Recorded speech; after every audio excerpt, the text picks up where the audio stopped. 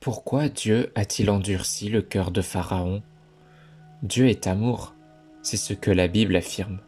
Mais alors, comment expliquer ceci? Dieu a endurci le cœur de Pharaon. Un homme refuse d'obéir, Dieu le rend encore plus dur, puis il le juge. Honnêtement, cela dérange. Cela soulève une question profonde. Dieu empêche-t-il certaines personnes de changer? Et si ce passage disait quelque chose de beaucoup plus sérieux, quelque chose qui pourrait aussi nous concerner aujourd'hui? C'est ce que nous allons voir ensemble. Tout commence en Égypte. Un homme puissant, Pharaon, le roi le plus influent de son époque. Face à lui, un homme simple, Moïse, et un message clair de la part de Dieu. Laisse partir mon peuple. Mais Pharaon refuse, encore et encore. Alors Dieu envoie des signes, puis des plaies. L'eau devient du sang, les ténèbres couvrent le pays, la souffrance augmente, et au milieu de tout cela, un détail troublant apparaît. La Bible répète deux choses. Parfois, Pharaon endurcit son cœur, puis Dieu endurcit son cœur. Et là, tout se complique. C'est la vraie question. Est-ce Dieu qui force Pharaon à résister ou est-ce Pharaon qui choisit lui-même? Regarde bien l'ordre des événements. Au début, Pharaon voit les signes. Il comprend. Mais il refuse volontairement.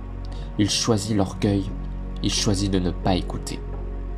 Ce n'est qu'après plusieurs refus que la Bible dit « Dieu endurcit son cœur ». Donc ce n'est pas un point de départ, c'est une conséquence. Dieu ne crée pas la rébellion. Il confirme une direction déjà choisie. Ce passage révèle quelque chose de très profond, et peut-être même inquiétant. Le cœur humain n'est pas neutre. Chaque décision laisse une trace. Chaque refus de la vérité rend le prochain refus plus facile. Petit à petit, la conscience s'endurcit, la sensibilité diminue, la vérité dérange de moins en moins. Jusqu'à un point critique, un point où l'on ne veut plus changer. Et à ce moment-là, Dieu peut faire quelque chose de surprenant. Il laisse la personne aller jusqu'au bout. C'est ici que beaucoup se trompent. Dieu ne force pas Pharaon à faire le mal. Il ne met pas la rébellion dans son cœur. Il retire certaines limites. Il laisse Pharaon suivre pleinement son propre chemin. C'est une forme de jugement, mais aussi une forme de respect du choix humain. C'est comme quelqu'un qui refuse constamment la lumière.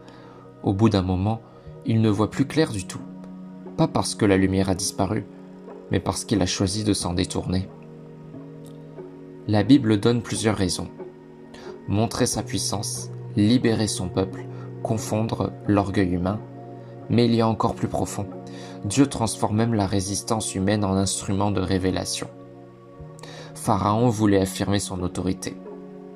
Mais son histoire est devenue un avertissement pour des générations entières. Ce récit ne parle pas seulement de Pharaon, il parle aussi de nous. Combien de fois avons-nous ignoré une conviction intérieure? Combien de fois avons-nous repoussé une vérité? Combien de fois avons-nous dit « plus tard ». Le danger n'est pas un refus. Le danger, c'est la répétition. Ce qui te dérange aujourd'hui peut ne plus te déranger demain. Ce passage ne cherche pas à nous faire peur. Il cherche à nous réveiller. Il pose une question directe. Mon cœur est-il encore sensible ou suis-je en train de m'habituer à ignorer ce qui est juste? Le cœur de Pharaon n'a pas été endurci en un instant. C'était un processus. Un choix après l'autre, une résistance après l'autre, jusqu'au point de non-retour. Et si ce passage existe, ce n'est pas seulement pour expliquer le passé, c'est pour nous avertir aujourd'hui. Maintenant, une question pour toi. Penses-tu que Pharaon avait encore le choix à la fin? Ou était-il déjà allé trop loin? Ce sujet divise beaucoup. Sur le rocher, on explore des vérités bibliques, profondes, parfois dérangeantes, mais toujours essentielles. Abonne-toi pour ne rien manquer des prochaines vidéos. À très vite sur le rocher. Prends soin de toi.